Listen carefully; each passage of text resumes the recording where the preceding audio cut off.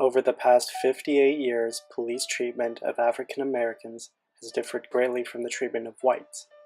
My project seeks to address the issue of how this different treatment results in inequality and injustice at the hands of the police. I would argue that this injustice is caused not only by a few members of the police, but also by the police as a whole through racial profiling and stereotyping of African Americans. There have been many events in the recent news regarding police shootings of unarmed teenagers and men. More specifically, unarmed black men and teenagers. In fact, according to Kimberly Kahn and Paul Davis, black men were 9 times more likely than other Americans to be killed by police officers in 2015. When each individual incident is taken just by itself, the problem is seen solely as an individual problem. Yet a growing number of the reports of violence against minorities illustrate how deeper the problem goes and becomes an institutional problem. In fact, the typical response by police when talking about a shooting of a black man is that it was an isolated incident, in that it has no reflection on the entire department itself. However, the decision on whether or not to shoot is affected by many different factors, and sociologists believe that the problem lies within the institution. In an effort to understand what influenced the decision to shoot, Kimberly Kahn experimented on social stereotypes that came into play. According to her and other sociologists, participants' responses often reflect a stereotypically biased decision-making pattern, which helped to determine which person to shoot. Part of this stereotypically biased decision-making pattern was that police were to view hoodies as associated with criminality, danger, and thugs, and are viewed as threatening, particularly worn by black males. This is all according to Minchillo in 2012. In addition, according to Macklin and Herrera, baggy sweatshirts, bandanas, baseball caps, and baggy jeans are similarly associated with threat and a criminal stereotype. In fact, some of the counter-arguments for the death of Trayvon Martin was that he was shot and killed not because of his race, but simply because he was wearing a hoodie. It doesn't help matters when police are specifically told that they have to meet a quota for number of arrests. One police officer actually told the newspaper that while in training, he was actually reprimanded by his superiors for not stopping enough black people. It is these circumstances which help to contribute to statistics like the one on Texas, which says that 48% of the use of force by police in the years of 2014 to 2015 was by a white officer against a non-white civilian. What throws fire on the situation is when police are given targets to shoot at, which have profiles of African Americans on them. This training inclines police to treat African Americans with even more suspicion than whites, simply because it is what they are used to shooting at.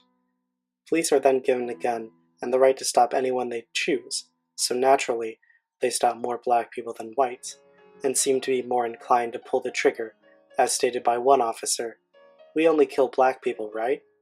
The challenge now is how to deal with the fatal shootings by the police, and how to actually hold police responsible. According to the Washington Post, there is a report that amongst the officers charged since 2005 for fatal shootings, more than 3/4 were white. 2/3 of their victims were minorities, and all but 2 of them were black. In addition, a CNN study found that from 2005 to 2017, 80 officers had been arrested on murder or manslaughter charges for on-duty shootings, but only 35% were convicted.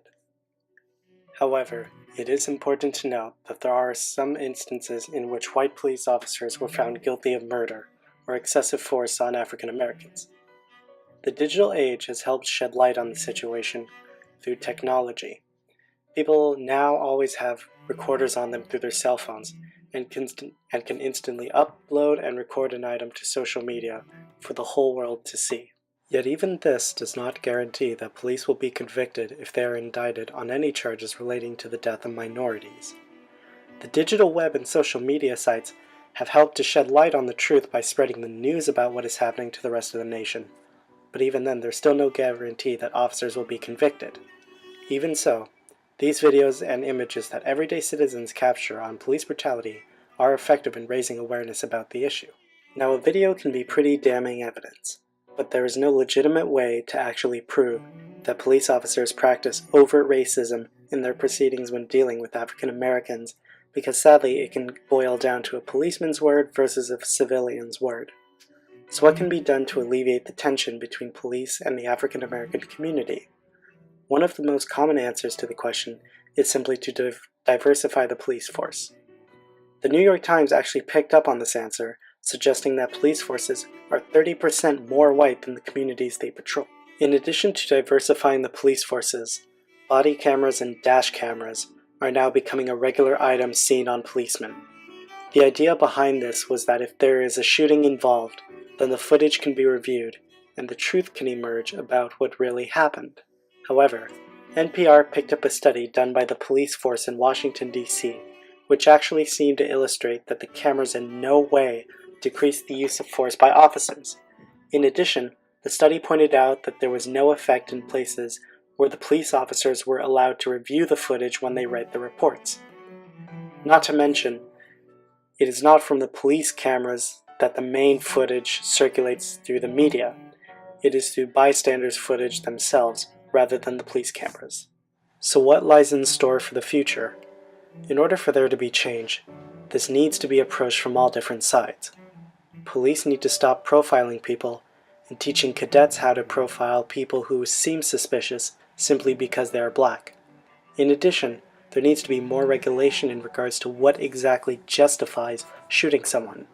If it means that civilians need to watch the police and record all of their actions, then they need to do it because the court systems do not seem to favor the African Americans. In addition, the diversification of the police departments is a crucial step in order to ease the tension between African Americans and the police departments. Shame.